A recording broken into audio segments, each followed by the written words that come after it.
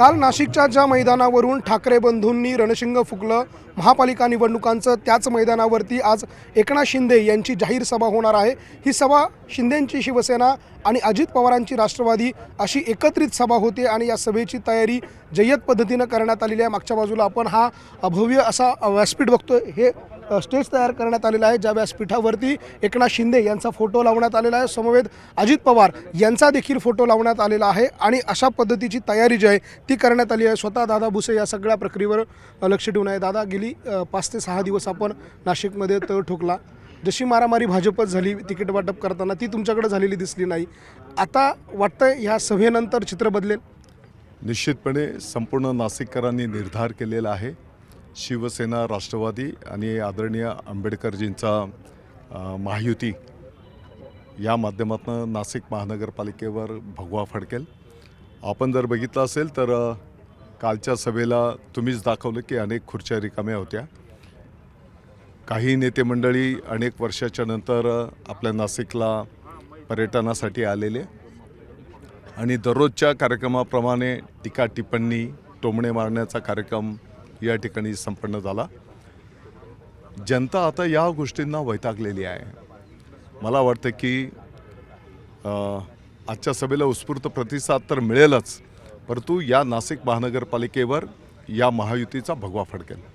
महायुतीचा भगवा आपण फडकवण्याची एकूण सगळी प्रक्रिया पूर्ण करत आहे, मात्र ज्या पद्धतीने ठाकरे बंधू एका व्यासपीठावर एकत्र आले, एकत्र भाषण झालं, त्यांनी या महापालिकेवर पुन्हा एकदा शिवशक्ती त्यांनी नारा दिला की शिवशक्तीचा आम्ही भगवा फडकवू, वाटतं का त्या सभेने काही परिणाम होईल? मला वाटतं की हे नाशिककर जनता याचं उत्तर देणार आहे। जिथपर्यंत शिवसेना, राष्ट्रवादी, आंबेडकरजींच्या महायुतीचा विषय आहे तर आम्हाला 100% विश्वास आहे की नाशिक महानगरपालिकेवर भगवा फडकेल। पाठीमागच्या मुख्यमंत्रीपदाच्या माननीय एकनाथजी शिंदे साहेबांच्या कार्यकाळामध्ये आणि आताही उपमुख्यमंत्री महोदय पदावर असताना अनेक क्रांतिकारी निर्णय त्यांनी केलेले आहेत। आणि आपण जर बघितलं असेल तर विधानसभेच्या झालेल्या निवडणुका असतील, आत्ताच्या झालेल्या नगरपालिका, नगरपंचायतीच्या निवडणुका असतील, सर्वात जास्त स्ट्राईक रेट शिवसेनेचा राहिलेला आहे। आणि म्हणून या सर्व गोष्टी पाहता आणि नाशिककरांचा कौल पाहता त्यांची मानसिकता झालेली आहे की या ठिकाणी नाशिक महानगरपालिकेवर भगवा फडकेल। खरं तर अनेक शहरांमध्ये भाजपबरोबर आपली युती आहे, मात्र नाशिकमध्ये आपण वेगळे लढत आहे, भाजप आपल्यासोबत नाही आहे, इथे भाजपचं किती आव्हान वाटतं आहे? मला वाटतं की इथे युती व्हावी या संदर्भामध्ये गेले अनेक दिवस प्रयत्न करण्यात आले।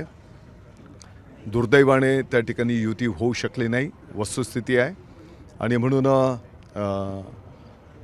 जी प्राप्त परिस्थिती आहे त्या प्राप्त परिस्थितीमधून जनतेच्या दरबारात आम्ही जातो आहोत। जनता जनार्दन योग्य तो कौल करेल।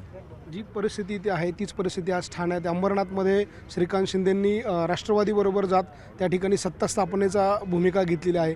नाशिकमध्ये असं चित्र दिसेल? प्रत्येक पक्षामध्ये प्रत्येक पक्षाची एक विचारधारा असते।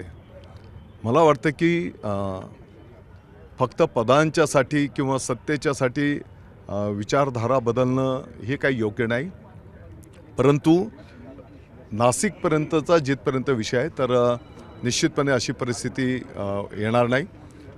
अतिशय स्पष्ट बहुमत शिवसेना, राष्ट्रवादी आणि आंबेडकरजींच्या आमच्या या महायुतीला मिळेल। पुण्यामध्ये अजित पवारांनी मोफत मेट्रो सेवा, बस सेवा देण्याची घोषणा केलेली आहे। आजच्या या सगळ्या सभेमध्ये आपल्याकडनं काही घोषणा नाशिककरांसाठी महत्त्वाच्या असणार आहे का? मला वाटतं की निश्चितपणे पाठीमागच्याही काळामध्ये अनेक चांगले निर्णय नाशिककरांच्यासाठी करण्यात आलेले आहेत आणि आज माननीय एकनाथजी शिंदे साहेब निश्चितपणे चांगल्या घोषणा करतील। आपण बघतो आपल्यासोबत दादा भुसे होते। नाशिकमध्ये होणाऱ्या सभेमध्ये काही महत्त्वपूर्ण घोषणा ज्या आहेत त्या एकनाथ शिंदे यांच्याकडनं केल्या जातील आणि नाशिक महानगरपालिकेवरती राष्ट्रवादी काँग्रेस पक्ष, अजित पवार गट आणि शिंदेंची शिवसेना यांच्या पक्षाचा झेंडा फडकेल अशा प्रकारचा दावा त्यांनी केला आहे। लक्ष्मण घाटोळ, न्यूज 18 लोकमत, नाशिक।